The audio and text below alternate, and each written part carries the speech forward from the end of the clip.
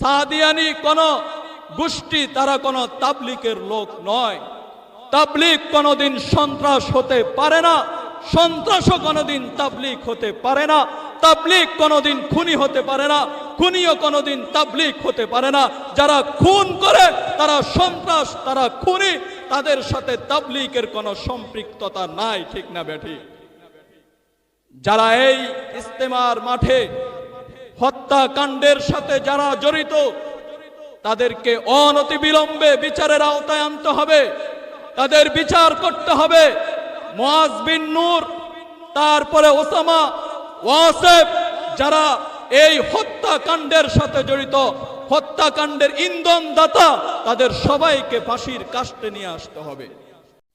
আমাদের ঈমানের উপর হামলা করেছে সাতপন্থীরা, ঠিক না বেঠিক? আরো জোরে বলেন ঠিক না বেঠিক?